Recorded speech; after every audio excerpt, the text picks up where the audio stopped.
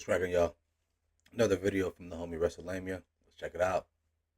It is wrestlelamia here, back with some more news. Join us now as we look at the wildest news stories and rumors you need to know, including a I wonder what this WWE nigga's star real name signs a is. 5-year deal, the real British, reason why apparently. Finn Balor has stopped using the demon persona, as Rhea Ripley's new status changed everything. WWE superstars are reportedly not shocked at the injury rate in AEW. Is Oh, yeah. WWE They do too reviving much a over there. WCW concept? The fuck? Chris Jericho praises John Cena's retirement plans, and much more. Be sure to subscribe and hit that notification bell for daily wrestling videos, and follow us on Facebook for exclusive lists. Also check out our new videos on WrestleLamia XL. Get that Now boy to the subscribe, intro y'all. and get straight into our first story.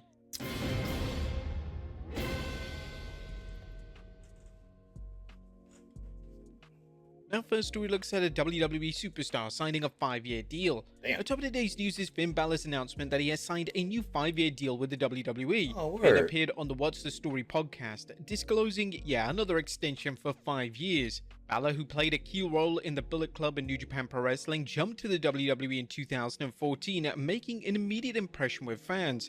Despite some fantastic work and plenty of fan support, Balor's main roster career stumbled after he was just injured when he defeated Seth Rollins to become the inaugural Universal Champion. Fortunately, Balor's run in WWE has reinvigorated him and his career. Finn discussed how he wasn't sure at first whether he was physically ready to continue or if the WWE wanted him to stay. It was 6 months to when my contract was coming up. Shit, is this the end of my run? Is it time to move on? 10 years is incredible. I lasted for 6 years in England, and I thought, say, whatever I that do nigga in did England is 10 always years in going the to be league the biggest already? chapter of my career. Then I went to Japan for 8 years. You lasted 8 years in Japan, that's definitely going to be the main chunk of my career. Finn, who turns 43 late this month, has plenty of TV time on Raw since his 2022 heel run when he joined the Judgment Day. Balor discussed the twists and turns he had during his wrestling career, saying, Look young. when I was just going to WWE to see what happens, maybe last 2 or 3 years and go back to Ireland or Japan. I'm 10 years in with another 5 years to go. Fingers crossed, they don't fire me. It's a pretty wild journey. Are you glad Finn is sticking around in WWE? Or Hell would you have yeah. preferred he worked elsewhere? Let us He's one of those dudes that put a lot of work in the indies, man. You know what I'm saying? AJ Styles of the world, him, even Punk, you know what I'm saying? They deserve all the glory, all the yesh. know in the comments down below. Next up, a Raw superstar wants to work with the Wyatt Six. Now, Finn Balor also discussed how he'd like to work in a storyline with the Wyatt Six. Balor told What's the Story his take on how he'd handle things. I'd love to work with the Wyatt Six. I feel like we could do some cool shit there. Next up, the real reason why Finn Balor has stopped using the demon character. It's Finn Balor heavy Balor today, also huh? discussed how he feels the demon character has been mishandled over the last few years in WWE and probably wishes not to bring it back at all. He mentioned on the What's the that Story shit's tight. podcast that I would like to keep Finn as a heel and the demon as the babyface and not blur the lines at all, but it's so hard and I feel like the demon's kind of something that we haven't executed very well the last couple of years, and I'd rather not do it in a way that I'm not happy with. So, and in 6 years time they can throw me out there in the demon paint and I'll do the entrance. But now Finn's having too much fun, and I feel like they can give a lot more layers as a heel Finn than the demon. And there's already a connection between Balor and the Wyatt Six as Balor battled Bray Wyatt, defeating Wyatt at 2017 SummerSlam, where Balor adopted his demon character. Finn then later clashed with The Fiend at 2019 SummerSlam, with The Fiend squashing him. And Balor characterized what makes the RIP, demon man. different than Finn. He's like a bulldozer, he just goes straight for the kill, where Finn's a little bit more sneaky and there's more story arcs than you can tell with Finn versus a supernatural demon. So, what do you guys think? Should Finn bring the demon back for one more appearance? Let us know in the comments down below. Perhaps if he ever did work with the Wyatt Six, which are one of the hottest acts in wrestling right now, it could definitely work there, or against them. Next up, Joe Or Hendry's later stunning on, NXT when appearance. Judgment Day is Joe over. Hendry made another awe-inspiring appearance on NXT, lending a hand to Trick Williams after Williams' tag partner Javon Williams was knocked out of action thanks to an attack by Brooks Jensen. Trick was set to take on newly crowned NXT champion Ethan Page and Shawn Spears, but it looks like he'd have a handicap match until Hendry showed up. The match continued until NXT superstar Ora Mensah showed up, attacking Page and sending Page scurrying.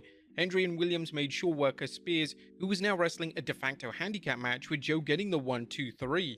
And despite the match deteriorating into a handicap match, this was an important win for Hendry, and it's clear he's over with the fans, like mega over. If the recent rumors are true, fans should expect to see more of Hendry in NXT. Next up, Rhea Ripley's just doing it status has changed everything. Forbidden Or is Door Rhea thing, Ripley or still a heel? merging Some with fans are TNA? curious how the WWE intends to handle the Eradicator character now that she's back from injury. Ripley, who has soared as a heel, including a lengthy reign as women's champion, has vastly improved since joining the Judgment Day in 2022. both in her ring work and on interviews. However, is she going to continue her hard-edged heel character as she Can't confronts wait. Liv Morgan, seeking payback for Morgan knocking her out of action and moving in on her man Dirty Dominic Mysterio? Well, now PW Insider is reporting that Ripley is listed internally as a babyface, a move which on paper may seem contradictory as the rest of the Judgment Day are listed as heels, including Damian Priest. However, fans have seen instances where wrestlers being recognized as babyfaces still associate with heels until a promotion drops the hammer on an official turn. Ripley has been getting babyface reactions for several months. In addition to her homecoming at Elimination Chamber Perth, she's been applauded by fans who appreciate her dominant style and badass persona. The WWE hasn't been afraid to book heel versus heel or babyface versus babyface matches, which has led to some interesting encounters. However, in this case, it appears Ripley versus Liv Morgan will be a babyface versus heel encounter. Could this, however, be a sign that if Rhea Ripley is a babyface, that they will turn on her, betraying her for Liv Morgan? What do you guys think? Let us know in the comments down below. Next up, WWE superstars reportedly not shocked at injury rate in AEW. AEW has seen a surprising number of injuries to its talent, a situation WWE superstars are reportedly not surprised by. PW Insider's Mike Johnson is reporting that some WWE superstars have told him they believe AEW's lighter schedule makes it easier for wrestlers to get hurt. One thing that was regularly privately complained about during the Thunderdome era was that they found it a lot harder to perform when they were only competing on Monday or Fridays or doing the SmackDown and Raw tapings because they could not callous their bodies into the ring.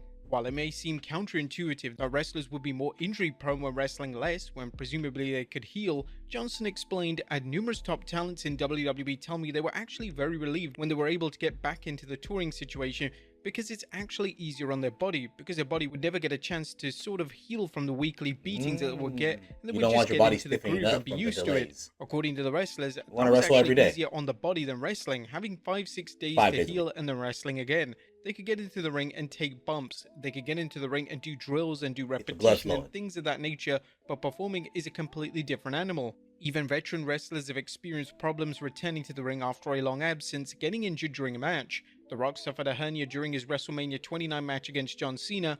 Likewise, John Cena required surgery on both of his arms after his 2023 return to the WWE. Now, this is certainly interesting, as that fans have often heard complaints that too grueling of a schedule can turn nagging injuries into more serious injuries. At the same time, it's important to note that WWE has quite a few injuries of late, including some major ones to superstars such as Charlotte Flair, CM Punk, and Asuka.